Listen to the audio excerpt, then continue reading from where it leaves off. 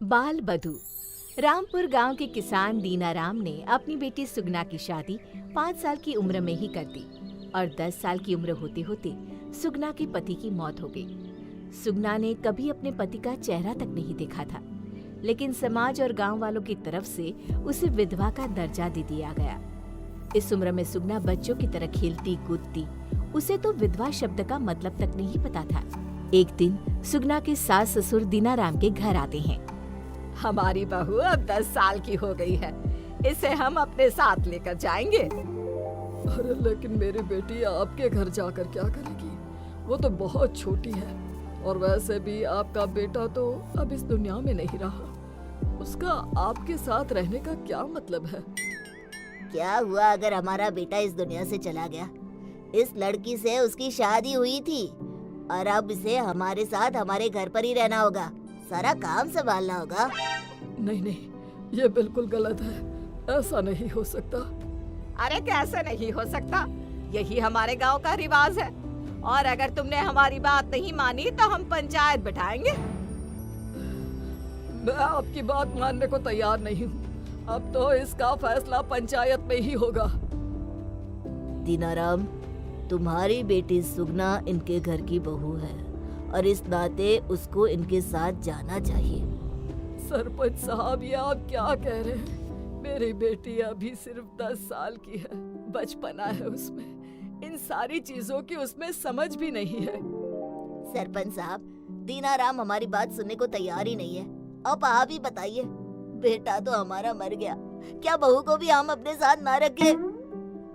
दीनानाथ, तुम्हें पंचायत की बात माननी ही होगी।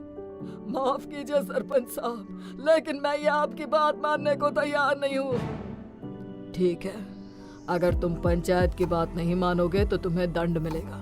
तुम्हें ये गांव छोड़कर जाना होगा। दीनाराम अपनी 10 साल की बेटी सुगना को लेकर गांव छोड़कर चला जाता है। गांव में कोई नहीं जानता कि दीनाराम अपनी बेटी को लेकर आखिर गया कहाँ।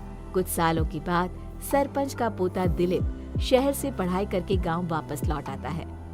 अब वो एक बहुत बड़ा डॉक्टर बन गया था।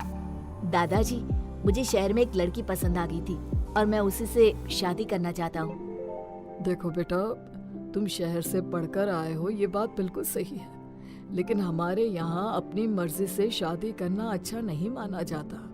ये हमारे गांव के कानून के खिलाफ है।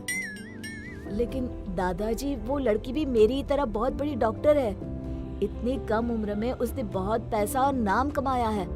नहीं नहीं, चाहे वो कितनी भी बड़ी डॉक्टर हो, हमारे घर की बहू नहीं बन सकती। मेरी माँ मुझे इस बात के लिए कभी मना नहीं करेगी दादाजी।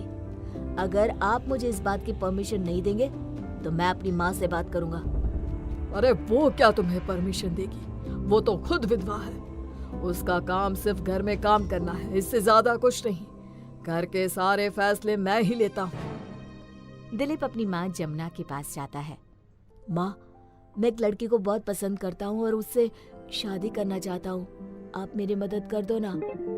देख बेटा, 15 साल की थी जब तुम्हारे पापा से शादी करके इस घर में आई थी। 18 साल की उम्र में तुम हो गए और उसके बाद तुम्हारे पापा इस दुनिया को छोड़कर चले गए। तब से लेकर आज तक इस घर में सिर्फ नौकरानी की तरह काम करती आई हूँ। लेकिन उससे क्या फर्क पड़ता है माँ? आप मेरी माँ हो, मेरी जिंदगी के फैसले लेने का हक आपको है। तुम जानते हो बेटा, इस गांव के लोगों की सोच कैसी है। यहाँ पर लड़की के विधवा हो जाने पर उसकी जिंदगी को नरक बना देते हैं ये लोग। और मैं तो वैसे भी कम उम्र में विधवा हो गई थी। लेकिन माँ, इसमें आपकी कोई गलती थोड़ी ना है। जहाँ तक मुझे याद है, पापा किसी बीमारी की वजह से चले गए थे ना। लेकिन तुम्हारे दादाजी और पूरा गांव तुम्हारे पापा की मौत की वजह मुझे समझते हैं। उन्हें लगता है कि मैं तुम्हारे पापा को खा गई। कितनी गलत सोच है इस गांव की। आप बताइए माँ, मैं क्या करूँ?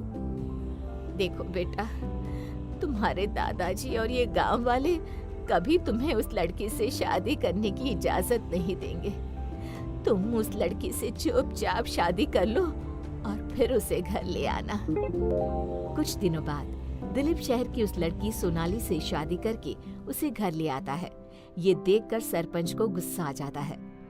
मैंने तुम्हें लव मैरिज करने से मना किया था दिलीप। हमारी गांव वालों के सामने क्या इज्जत रह जाएगी। लेकिन मैं और दिलीप एक दूसरे को पसंद करते हैं, इस बात से आपको क्या परेशानी है? है लड़की, तुम डॉक्टर हो, इसका मतलब ये नहीं कि मुझे जवाब दोगी। चुपचाप इस घर से निकल जाओ वरना अच्छा नहीं होगा। दादाजी, हम इस घर से निकलने के लिए नहीं आए। हम दोनों मिलकर इस गांव में एक हॉस्पिटल खोलेंगे और साथ ही यहाँ के लोगों की सोच को भी बदलने की कोशिश करेंगे। और हाँ, आज से माँ भी हमारे साथ ही रहेगी। धीरे धीरे दिलीप और सोनाली मिलकर गांव में एक बड़ा अस्पताल खोलते हैं। दिलीप और सोनाली लोगों की बहुत सेवा करते हैं, उनका फ्री में इलाज करते हैं। ये देखकर गांव के लोग दिलीप और सोनाली को बहुत पसंद करने लगते हैं और उनकी लव मैरिज करने वाली बात को भी भूल जाते हैं। तभी एक दिन दिलीप और सोनाली को पता चलता है कि गांव की किसी लड़की का बाल विवाह करवाया जा रहा है, तो वो दोनों फौरन वहां पहुंचते हैं। ये क्या कर रहे हैं आप लोग? ये लड़की अभी सिर्फ 12 साल की है और आप इसकी शादी करवा रहे हैं। अरे डॉक्टर साहब, ये तो हमारे गांव में बरसों से होता आया है, इसमें गलत क्या है? सब कुछ गलत ही तो है। इतनी कम उम्र में लड़कियों की शादी करते हो, कोई बाल विधवा हो जाती है और कोई जिंदगी भर अपने ससुराल में नौकरानी बनकर रह जाती है। क्या फायदा होगा इतनी कम उम्र में शादी करवाने से? आपको अपनी बेटियों को पढ़ाना चाहिए और सही उम्र में शादी करवानी चाहिए। मेरे पोते और उसकी बीवी का दिमाग खराब हो गया है। इस गांव की परंपरा जैसी है वैसी ही रहेगी। और क्या सबूत है तुम्हारे पास कि लड़कियों के साथ ऐसा कुछ होता है? तभी वहां पर एक बुजुर्ग आदमी आता है। गांव के लोग उसे पहचान नहीं पाते, लेकिन ध्यान से देखने पर पता चलता है कि वो दीनाराम था। अरे दीनाराम, इतने बरसों के बाद आज गांव में लौट कर आ गए भाई। क्या हालचाल है? देखने में तो तुम काफी रईस लग रहे हो। कहीं पर डाका डाल दिया क्या? डाका नहीं डाला, ये मेरे पापा हैं और मैं सुगना हूँ। शहर में जाकर मैंने अपना नाम बदल दिया था क्योंकि मुझे वहाँ के कॉलेज में पढ़ाई करनी थी और ये नाम वहाँ के माहौल के हिसाब से सही नहीं था। क्या तुम दीनाराम की बेटी सुगना हो, जो बाल विधवा हो गई थी और जिसे गांव से निकाल दिया गया था? हाँ पापा, ये वही सुगना है, लेकिन अब डॉक्टर सोनाली। देखा आप लोगों ने किस तरह मेरी जिंदगी बर्बाद हो गई। वो तो मेरे पापा ने समझदारी से काम लिया और मुझे पढ़ा लिखा कर काबिल बना दिया, वरना मैं भी किसी के घर की नौकरानी बनकर रह गई होती, जिस तरह से सरपंच जी ने अपनी बहू को बना कर रखा है। अब तो आप लोगों को समझ में आ गया ना? आज से इस गांव में किसी भी लड़की का बाल विवाह नहीं होगा। हम सब मिलकर ये कसम खाते हैं।